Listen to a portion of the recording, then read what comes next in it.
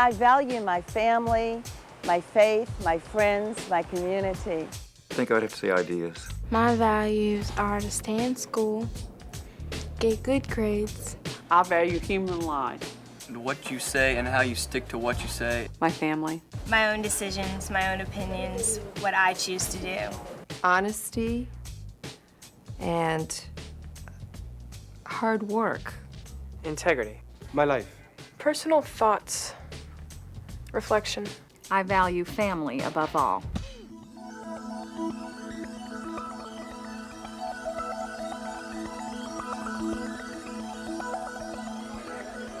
Do you know what you value? We use it, the word, so often, so frequently, but I don't think any of us truly understand how important they are and how dynamic they are. It's not a static thing. It's something that's living, that's alive, and changing all the time. I try and make it a point not to think about values in an absolute sense that can be defined and stated. This is what this value is. This is how we address it. This is how we look at it. I think that relativism and absolute, the thought that values are absolute and relativism both are not helpful ways to think about values.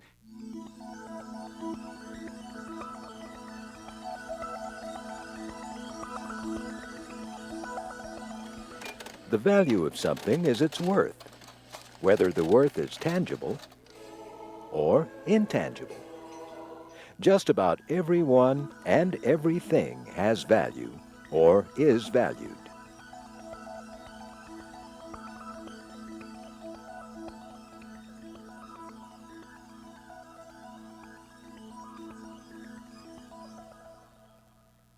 I think values are extraordinary things because they're something that we all have in common, yet they're unique for all of us. Individuals, communities, cultures, countries, nations, that each of those define it for themselves in a particular way, but then there are things that are in common to all of us. Every day we demonstrate our values by our actions, behavior, choices, and our decisions. It seems to me that no matter what you do, if you choose to skip class or whatever, then that simply shows that you value being with your friends or doing something else over class when there's a substitute in it. You can say you believe one thing, but I think you truly show your values by your actions. I think actions are very important. They just speak volumes. Above and beyond how you speak as a person, the way you handle things, the way you handle crisis in your life, or when you are compassionate to someone, those are important things. And if you model that behavior, hopefully you're setting an example for people around you. Values may be different for everyone. What's the value of a year to a student who failed a grade? The value of a month to someone who has a terminal illness? Just ask an athlete about the value of a millisecond.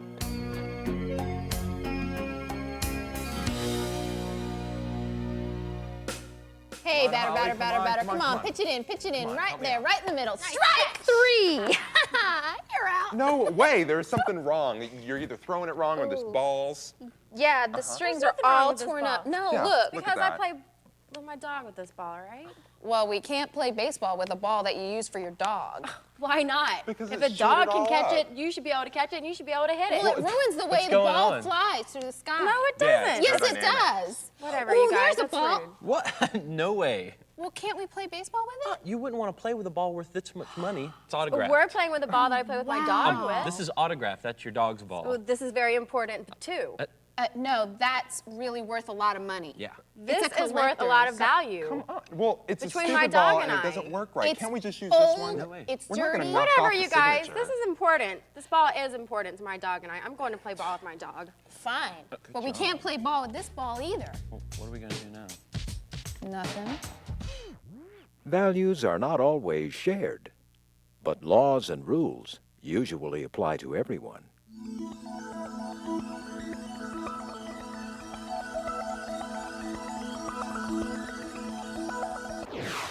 Values are standards that are oftentimes unspoken. They're just understood. It's almost magical that they're there at all. They're not rules, but there are standards. We know the value of gold because the market gives us the standard of the value of gold, and we can put a market price on it. Well, that same kind of thing is with our life. We know the standard because we have the value behind the standard, and then we know the market price of life, of peace, of harmony, of justice, of on and on and on, of everything you can think that you hold as a value.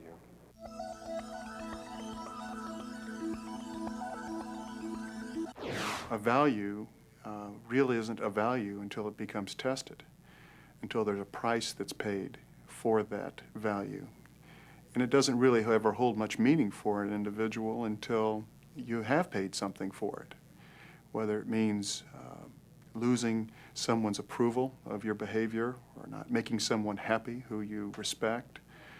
Because if you believe some things and you want to live your life that in a certain way that conforms to those values, you're not always going to make people happy.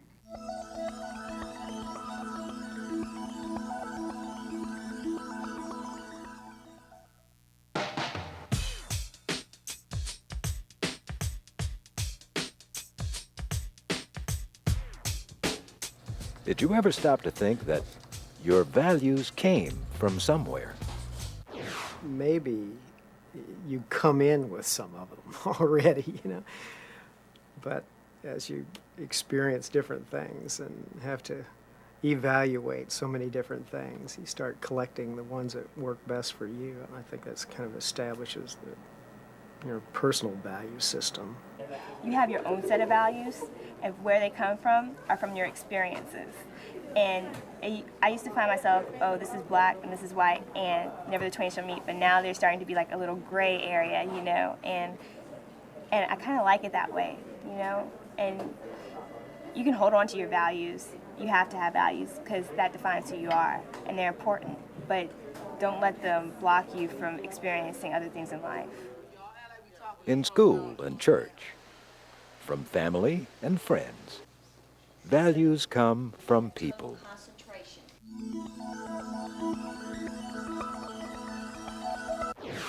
I've never looked outside of my immediate family to find heroes. I've never had a need to.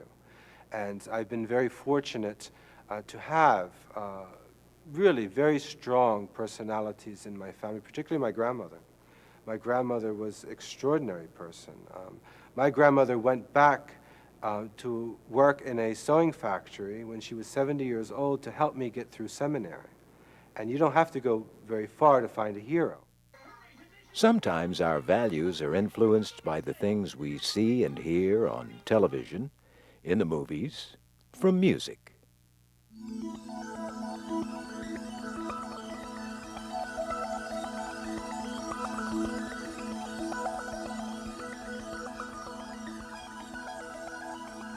I try to think that I'm a strong enough minded person not to be so weak to fall under the pressure of Hollywood, you know. I mean, I have my own morals and I try to stick to those. Granted, I'm sure there are some people that sit out there and do follow, you know, things that they see on TV and stuff like that, but personally, I'm not. Yeah, I mean, when that happens, like, if I'm really influenced by the media, I would give a reality check and figure out where I am.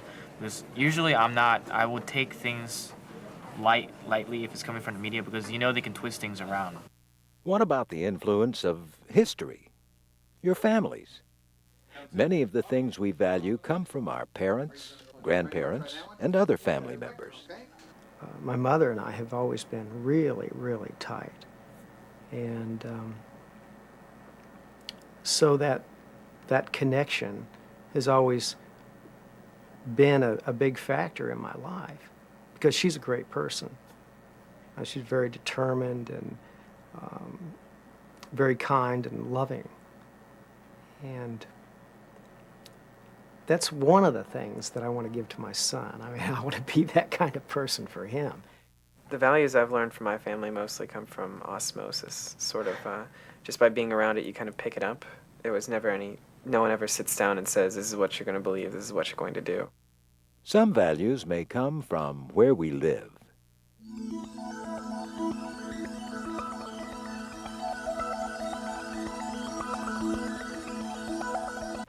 I came from a country called Cyprus. It's a small island in the Mediterranean. And there, education is one of the most respected thing a person can have.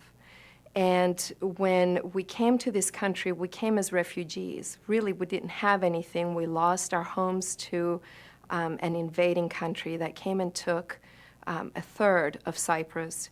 This was after a war. We didn't have a home. We didn't have anything, no property, no money. But again, the community came together to ensure that we, the children of this refugee family, got the proper education to succeed.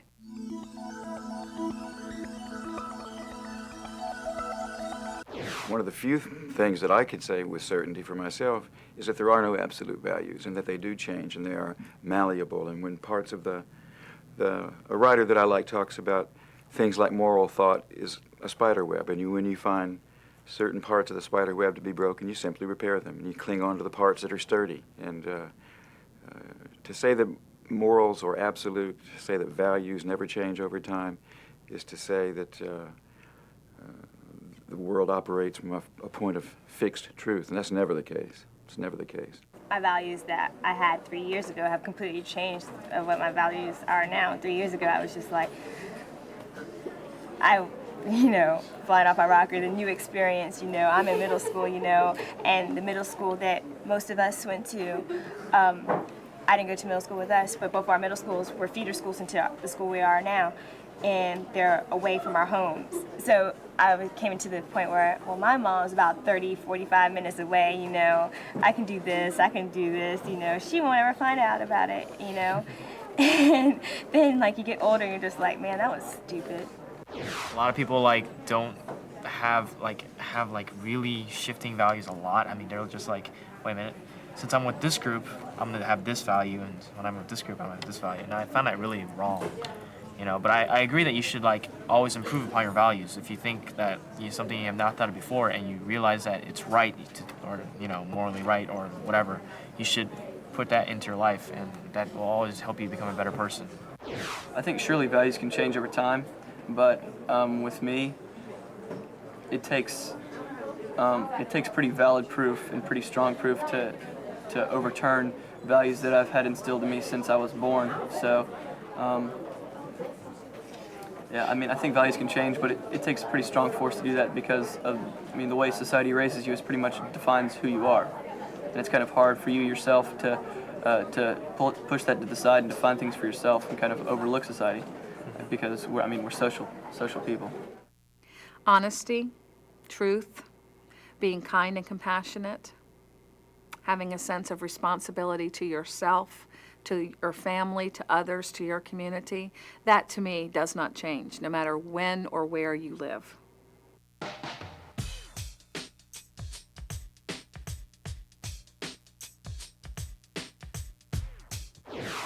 Every civilization, society, and culture has values. So do teams, clubs, and cliques. These are known as group values. I think group values are generally how the society reacts to things, and individual values is how you handle it in your own family or your own environment. What is necessarily accepted or approved in the community may or may not be how you choose to raise your family. Group values are nothing more than a combination of individual values, and that's what causes sometimes cultural tensions. It is what we hold in common, but it's also the difference sometimes that creates problems. That each of us could look at the same situation, be in the same scenario, and just respond so terribly differently because we come from different value systems. In groups, common values are shared, and opposing values may be tested. Group values can affect an individual by being part of the environment that they see. They might be heading in a direction that perhaps isn't a good one, and they can see how the other members of the group are acting and reacting, and hopefully that will change their mind and lead them into a better way of going through life. Can I have a slice of pizza, please? What are you gonna get? Thank you. A lot. Can I have a hot dog? Thanks. Thanks. Do you want taters? Yes. Tater tots. And orange juice. Thanks. Can I get pizza and sloppy Joe Can I have and milk? some tater Skim tots? milk. Thanks. Great. Thanks.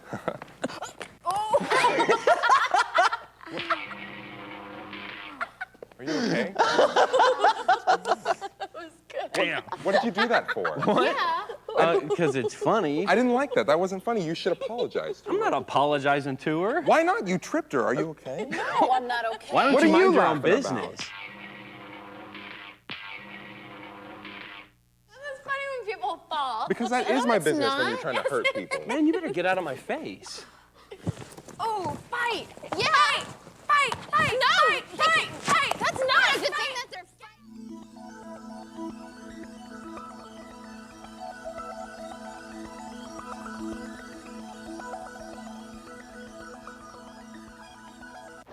I make sure my children know to stand up for the kids that need to be stood up for. My son plays hockey, and on his team, he happens to be the biggest kid on the team, and there's a lot of little guys that the other bigger teams will pick on. He's always out there protecting the little guys. I think it's important to stand up for your friends. I think that kids should learn from an early age that they shouldn't stand for people making fun of their friends. It's not a funny thing when it hurts other people's feelings.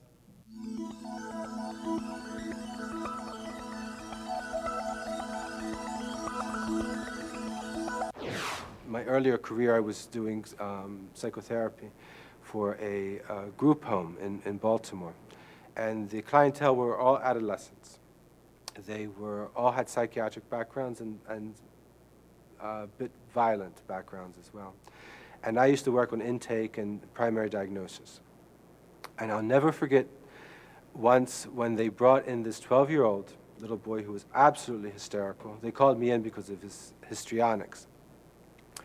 And when I came in, he went on to tell me that he had absolutely no idea why he was there, why he was in trouble. The kid had been caught selling drugs. And the story that he conveyed to me was that he was a good boy because he's been doing what his mother told him to do since the time he was 6 years old. And his mother told him to sell drugs. And now society, the police, me, are telling him that he is a bad boy. And it created within him such a conflict that he literally had a breakdown before our eyes. Because all of his value that was instilled in him from the time he was a child, right up to the time he was caught, had been a lie. But it was his value, and that value was given to him by his mother. And all of a sudden, society came in and said, your value was wrong.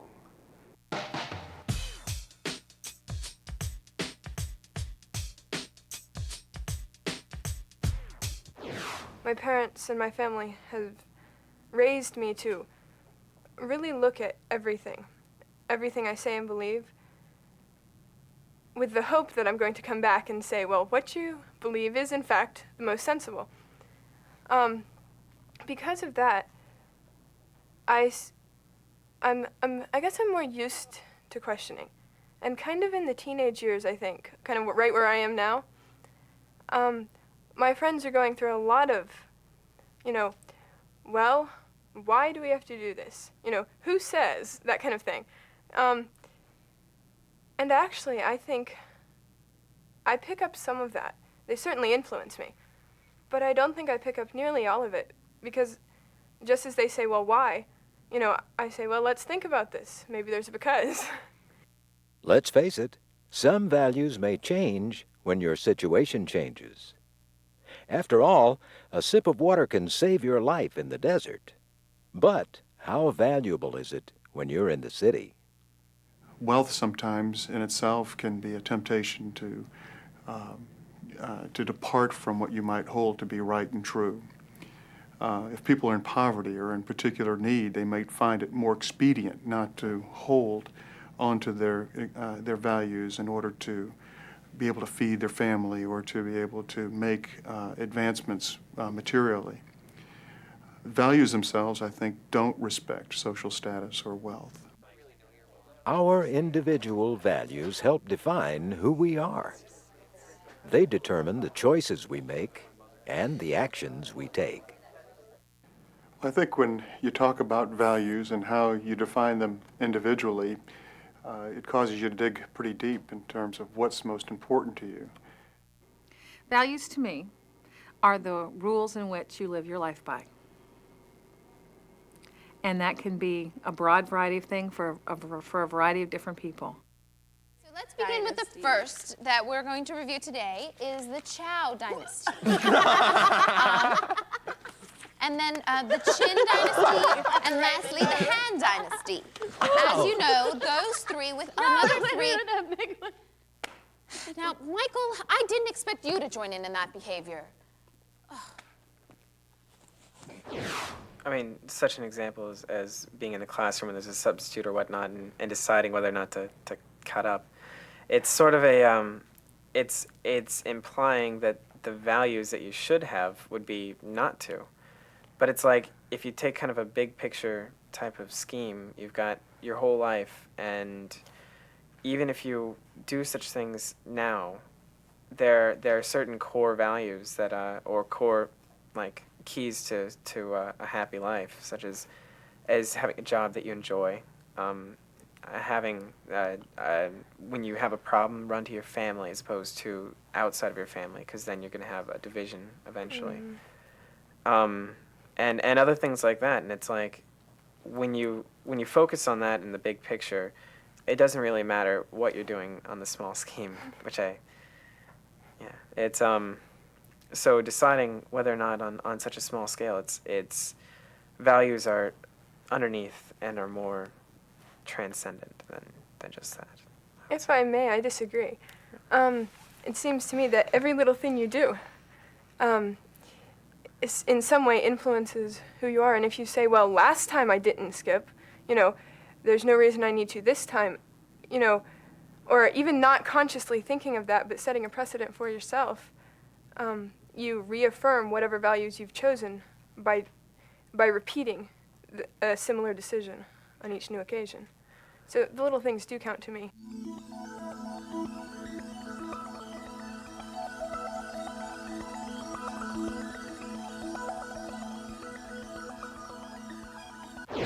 Does the way you live measure up to the values you hold?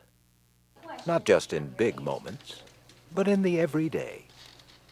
I, for one, would never get on the pulpits and preach anything that I don't do, which means I'm rather limited in what I preach about. So I preach about tolerance, love, understanding, creativity, what Jesus did in certain situations, but not to go to the pulpit and be a moralist, unless I'm very, very sure in my own soul, in my own conscience, that I am living up to that expectation.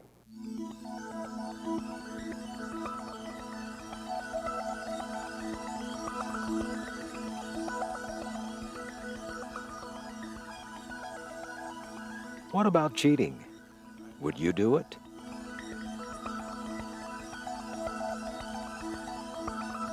Would you let someone else?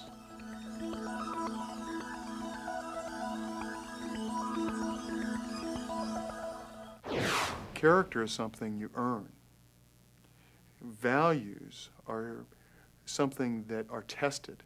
And until they're tested, there's no such thing as a value. They're only words.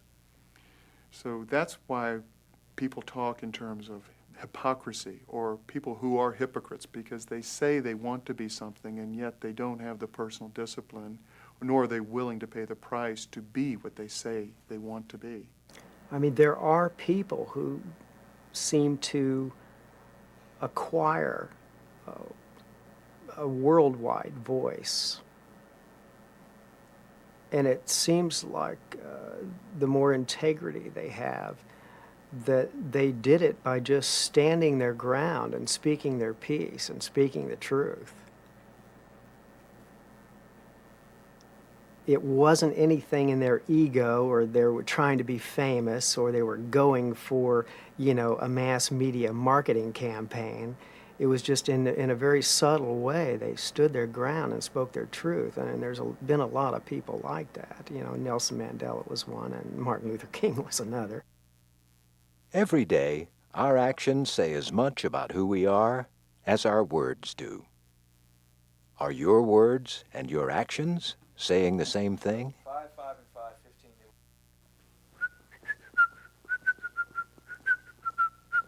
Oh.